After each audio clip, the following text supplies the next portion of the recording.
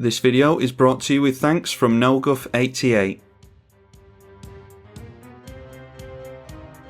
Reki, the History of Kamigawa versus Shattergang Brothers, Selvala, Heart of the Wilds, and Beledros Witherbloom. That's pretty heavy, but if we get into, it's actually a decent curve. We can go turn 2, turn 3 our commander, turn 4 Goreclaw or Kolvori. Yeah, we'll keep that, just have to hope for another land.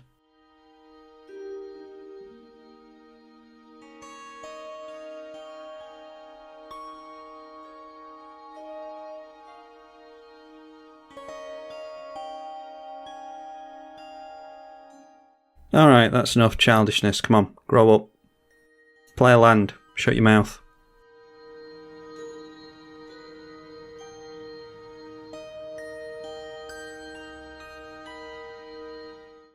Okay, don't actually know what's being cast here. Alright, just some lands.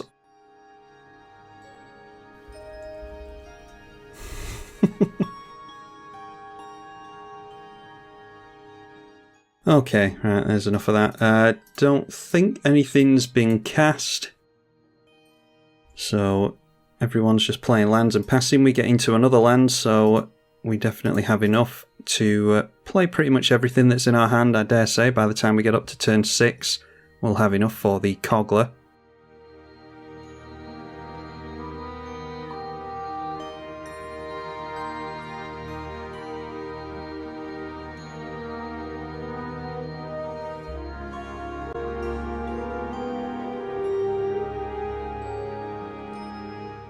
A Nature's Claim was played during all that, apparently. And the Selvala, Heart of the Wilds here.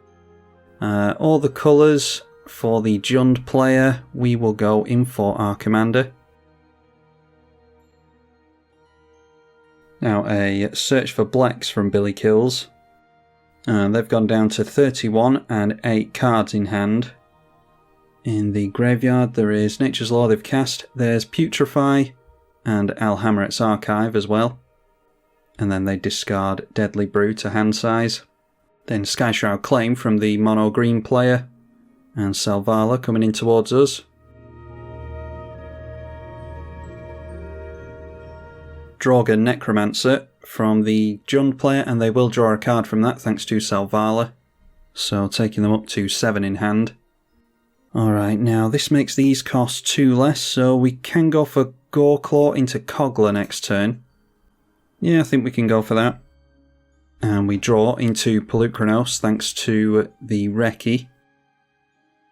Yeah, I think I'll just hold back the Goreclaw. I don't think this is going to swing into it if we hold it back, so we'll pass like that. And just because Selvala hit us, we'll try and outrace Bootleg Greedo to winning with commander damage. Now Savra, Queen of the Golgari for Billy Kills. Followed by a sack outlet in Viscera Seer.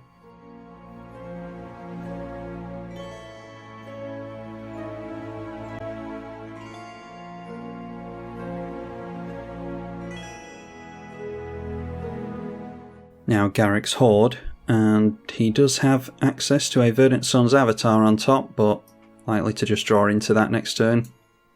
Oh, but of course he drew into it this turn, thanks to the Selvala, Heart of the Wild, so now revealing a Bear Umbra on top. And a Shire, Soul of the Wild, coming down for the Jund player. And there is a Shadow Spear, so that is going to cost 4. We've got 5 mana. Let's go for the Shadow Spear, just in case there's something different that we want to do this turn. Okay, Toski's quite nice. We'll get some more creatures into play before we go for that. Let's go for Kogler onto the... I should probably trade with something big here, but let's go for Selvala.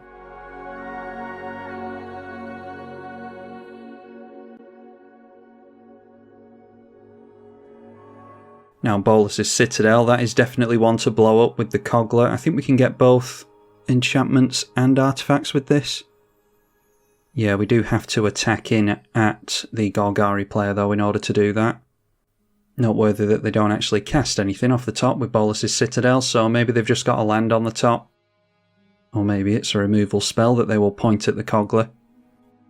A A land revealed on the top with the Garruk's Horde. And there is a Bear Umbra. Bear Umbra is another one that we could go after with Kogla. And probably put lifelink on that with the Shadow Spear. So yeah, we should gain a nice chunk of life next turn. Let's just take the damage here. And now a Karametra's Acolyte, which is, yeah, attacks for green equal to your devotion to green, which is 5 at the moment. Noteworthy over here that there is a Khan's Bastion and a Kessig Wolf Run in play.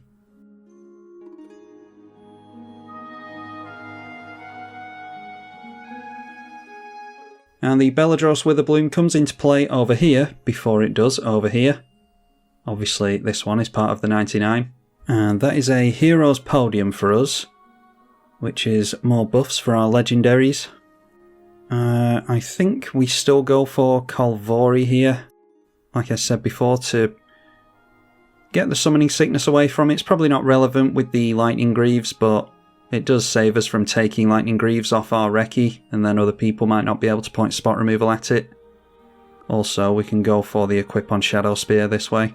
That triggers the Reki and draws us a card. And we draw into Azusa, which isn't really going to do us much good just yet, unfortunately. Yeah, if we get lots of card draw with the Toski, then maybe, at the very least, it's a chump blocker that cantrips. And we could always hold up the 2 mana for Kogla's Indestructible ability to save the Reki. I think I'd rather gain some life while the green player is swinging in at us. So the Kolvori turned out to be a 6/6 with Vigilance for 4 mana only.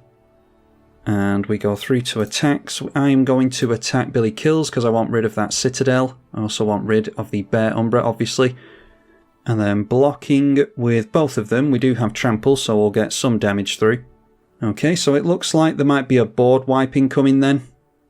And they did block with both, like I said, so both the creatures going down, they didn't do any sacrifice in response or anything, so it looks as though there might be a board wiping coming, I think. Hopefully it's a Toxic Deluge so that I don't feel too bad about losing the Indestructible with Kogla. Yeah, Toxic Deluge, so we wouldn't have been able to make the Kogla indestructible here anyway. And it's good to see the back of that Witherbloom as well. The Pests will trigger, we'll put our commander in the command zone. And now Selvala's Stampede. Each player votes wild or free. For each wild vote, reveal cards from the top until you get a creature, put it into play. And for each free vote, you can put a permanent from hand onto the battlefield. They've got 6 cards in hand here. So we should really vote free. But with 6 cards in hand, it's not to say that they don't have anything in hand. It does exhaust some of their resources from their hand at the very least, so we should go free here. Bootleg Greedo has voted wild. Yeah, the Jund player did vote for free, as he should. I will vote free as well. And Kills voted for free as well. So we are seeing Patron of the Orochi. And Artisan of Kozilek. A Colossal Dreadmaw. Rampaging Baloths, and the Verdant Sun's Avatar, which we knew they had in hand because we saw it on the top previously. Only 1 card left in hand though, which is the reason that we did what we did with the Selvala Stampede. They've gone from 6 cards all the way down to 1, so if someone wipes the board now, which the Jund player might do, then that puts the mono-green player here in a very tricky situation. They're going to gain a whole bunch of life from the dinosaur though, and they did get a land into play, so they get a beast token from the Rampaging Baloths, jumping all the way up to 69. Yeah, I was just thinking about that actually, that did seem like quite a lot. They got Patron of the Orochi from the library, and then they only should have got 3 permanents there. But it turns out that they got another permanent into play, maybe an additional land as well. Yeah, I'm not sure. Looks like Bootleg Greedo was allowed to play his whole hand with that card there, so it might be that Selvala's Stampede is bugged. But anyway, the Jund player doing typical Jund things and wiping the board immediately. And that is Blasphemous Act, and oh good, a Scoot Swarm as well. 4 cards left in hand there. So I think we need to try and keep as many cards in hand as possible. Let's go for our commander. And we'll play a land. Might as well put the Shadow Spear on there. Then it's Greaves. And we'll swing in towards the Jund player just to try and get them to block with the Scoot Swarm. They're not going to, but you never know. Also, it gives us a chance to gain a little bit of life. Oh, an excellent Beast Within held up by Billy Kills, so at the end of our turn, Beast Within goes over to the Scoot Swarm, getting rid of it before it becomes too much of an issue. Then Arcane Signet kills down to 1 card in hand as well. I think he can afford his commander here though. 7 mana for Beledros. And yes, going in for Beledros Witherbloom. Selvala coming back into play for Greedo as well. He only has 1 card in hand, don't forget. I think he just made a land. It's noteworthy as well that there's a lot of cards in exile from the board wipe with ice counters on them. Thanks to the Draugr Necromancer. I don't think they need this in play to take its second ability into account. So we might see our opponent casting some of our stuff from exile. Oh good. More removal in a Culling Ritual gets rid of our Shadow Spear and the Lightning Greaves. Oof, and then a Sheoldred the Whispering One, so each of us are going to lose our commanders to that. They'll draw a card thanks to the Selvala as well. Oh, actually, Beledros, yeah, of course, it triggers on each upkeep, so the Beledros won't go down. They'll be able to sacrifice a pest to that. But we are going to lose our Reki again. Okay, and a Cloudstone Curio I don't think is going to be much use to us anytime soon. I think we just have to rely on the Hero's Podium here. And then, just for the sake of not casting it later on, let's go Growing Rights of Itlamok as well. That will trigger on entry and we'll be able to reveal something. We got Garruk Wildspeaker, 3 visits, and Worldly Tutor on top. We'll take the Yorvo, because it's the only option available to us. Beledros Witherbloom going straight through to combat. They had to sacrifice a pest like we said. And they are going to hit the Sheoldred player. And Greedo deciding to throw down his greater good. He has an increasing savagery as well. So putting 5+ counters onto the Beledros in an attempt to get rid of the Jund player, no doubt. Oh, and I thought the Beledros was going in at the Jund player before, but there's 4 commander damage here from Beledros, so yeah, it obviously swung in that way. Go around to the Sheoldred player's turn. They'll be able to reanimate their own Beledros. And then a Sunbird's Invocation. Running low on cards, but the Jund player's doing well here. 2 cards left in hand and deciding to untap the lands with the Beledros. And that is a Wandering Archaic. Haven't actually seen this one played yet, although I have high hopes for it. And that does trigger the Sunbird's Invocation, so that is incremental blight, putting minus counters on things. They get rid of some pests. And put a minus counter on the Beledros Witherbloom. Or actually, it's 1, 2, and 3, isn't it? So 3 minus counters on the Beledros Witherbloom with the incremental blight. And then Shattergang Brothers. And they could untap again if they wanted to do some stuff with that. But it doesn't look as though they're aiming to. Sheoldred can get straight through to Billy Kills thanks to Swamp Walk, but decides to go to one of the wide open green players in Bootleg Greedo.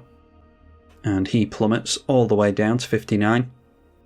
And there's a Cultivate, so there's too many creatures in play for my liking. Do we just concentrate on ramping though? We could go Yorvo. Actually, Pollute Chronos is probably a better idea, but I'm not sure we'll have enough mana to get rid of anything with Pollute Chronos. Yeah, I'm going to go for the Cultivate here and risk getting a hell of a lot of damage dealt to us. That does trigger the Wandering Archaic. I think I'm going to pay into that. I don't want the ramping anymore. So that's a 5 mana Cultivate for us. So I think I'll just hold up the mana here and we'll put it into the Hero's Podium. Round 2, the turn of Billy Kills, and he is forced to sacrifice a pest again. Both of the Witherbloom dragons will trigger, creating some pests. And now a Phyrexian Tower is in place, so replacing the sack outlet he lost before. And that is 6 damage going in towards the Jund player this time. And decided to take it, so he's on 6 points of commander there. And a Tendershoot Dryad should be just the answer he needs against the Sheoldred, so we're going to be the only ones struggling to fit creatures in play now, I think. I'm just hoping for the Ugin at this point. So a bunch of token producers trigger during each upkeep. Tendershoot Dryad Beledros, and then obviously Sheoldred is going to reanimate something if it's able to. Not sure what's in the bin there. Oh, they've got the Scoot Swarm at the very least. They reanimated their Ashaya, so all of their creatures are lands now. And there is a Contagion Engine, so that will get rid of just the pest tokens, I think. Does get them into a parallel lives though, which is really good with the Beledros in play. Yeah, and they do point the Contagion Engine at Billy Kills, so that puts a minus counter on this, but just effectively removes a plus counter, so they can't proliferate more minuses onto it. They could sacrifice a creature here though, and force each other player to sacrifice a creature, getting rid of the Beledros. And that is exactly what they do, getting rid of a pest token to do that. Still have a Tendershoot Dryad to worry about though. Then it looks as though all of this is going in, yeah, pretty heavy at Billy Kills. A 1-1 Pest, the 3-3 Shattergang, 6-6 Sheoldred, and the 4-4 Beledros. That's 14 damage, I think.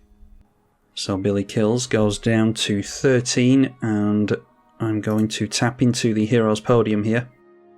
Look at the top X cards. Oh, seeing the back of a Mindslaver there.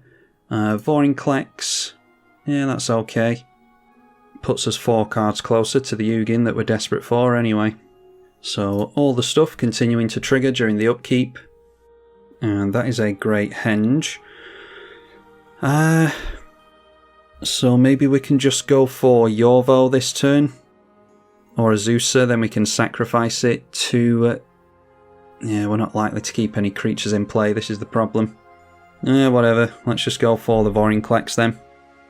And then that can get a 3 mana Great Henge into play. And we'll tap that down, that can just be... we'll hope that we're going to keep creatures in play, although we're probably not going to. Let's just throw down the Azusa, it'll come down with 2+ counters on it. But that's just sack fodder for the Sheoldred. We'll also draw a card with the Great Henge. And then it is a forest. So I'm just going to hold back here, not particularly interested in giving 7 damage to Greedo when we could just have a big 7/7 that's untapped. I will pass the turn at that. Beledros Witherbloom coming back into play again. And yet again, it's noteworthy that they could untap during any turn here and make use of the Shattergang ability to force people to sacrifice. And all of their creatures will untap with that, by the way, because the Ashaya turns their creatures into lands. This time the Jund player reanimates the Scoot Swarm, and Scoot Swarm does come into play. That's a really good thing you can do with Ashaya, is Scoot Swarm triggers itself, because it does come in as a land, so instantly getting a couple of Scoot Swarms. Now the Scorpion God being cast into the enchantment, so it'll get a free spell thanks to the Sunbird's Invocation. And gets into a Perforos. Noteworthy that all the creatures are going to make more Scoot Swarms. So this is going to go very nicely with Perforos. I don't think we're going to last much longer. So each Scoot Swarm coming into play will trigger the Perforos, deal 2 damage to us. And they've got 6, 7 and 8 Scoot Swarms in play at the moment. Which takes out Billy Kills, takes us down to 27, Bootleg Greedo still up there at 45. And with 1 card in hand, deciding to tap out and then untap all of his lands. So goes down to 12. And casting Bolas's Citadel, not sure how much good that's going to be to him. Because he's only got 12 life left, but we'll be able to sacrifice 10 non-land permanents and each opponent loses 10 life. Gets into his own Vorinclex, I think I saw there, yeah. Vorinclex Monstrous Raider. Which does trigger the Scoot Swarms. So that might be the end of us. They get double the tokens in the Scoot Swarms as well, don't forget, thanks to the parallel lives. The game decides to reset there, so... I'll have to ask Greedo in the Discord if he actually had anything against that. I think we would have been... if not going down there, pretty close to going down. That's what Scoot Swarm does. That's the reason that I've stopped playing it, because Magic Online just can't handle Scoot Swarm. It puts way too many triggers on the stack. I think that was a fun one regardless, and I dare say Greedo would have been going down there anyway, but maybe not. Be sure to let me know what you all thought of this in the comments section, leave it a like and subscribe if you did like it, and don't forget you can support monetarily on Patreon via the link in the description below. I'm tribalkai on the EDH channel. Thank you for watching.